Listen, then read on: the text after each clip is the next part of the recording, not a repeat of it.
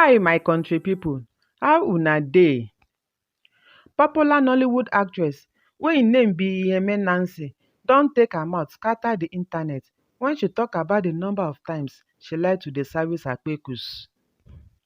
Di fine Nollywood babe tok her mind wen she dey react to wetin her colleague for inside Nollywood, actor Deyemi Okonlawon tok for one interview wey dem do for di man. In di tok wey dem do for Deyemi, di actor tok say even if boyfriend and girlfriend dey chop themselves for like 4 times inside one week, di tin never do as im believe say both suppose to dey knack daily so dat oil no go quick finish for dem natural engine. Deyemi tok further say e no too good make two lovers dey draw timetable to add grease for kpekus. As she dey react to wetin Deyemi tok, na so di actress wey her name just dey rise like Ijebu garri wey dem throway inside water tok say, make I quote wetin she write, "I do 4 times with my man in a day. If e too sweet, you no go count am. I only mean I no dey count am with my man, period.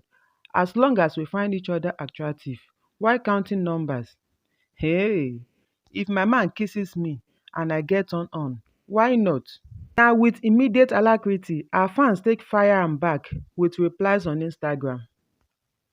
One pesin wey im Instagram handle be @stans write, make I quote, "The fact is that when you and your partner finds each other attractive, you always want to make love to each other." Another of her fan wey dey use @chimamaka write, make I quote, "Well done o, Nakodemus. Make sure you two marry each other o. If you two break up, I don't want to hear he use and dump me. No privacy anymore." Mr. Chow write im own reaction too and I quote, "Una go dey date guys wey no get any serious thing doing with dem lives as long as na una spec, expert in choosing empty vessels." Hey, I no fit laugh. My pipo, now make I throw the question for una. How many times una dey do Nacademus for inside one day, or make I say one week? Abeg, make una write una answer for the comment section wey dey below. Really staying here. You like it? I know.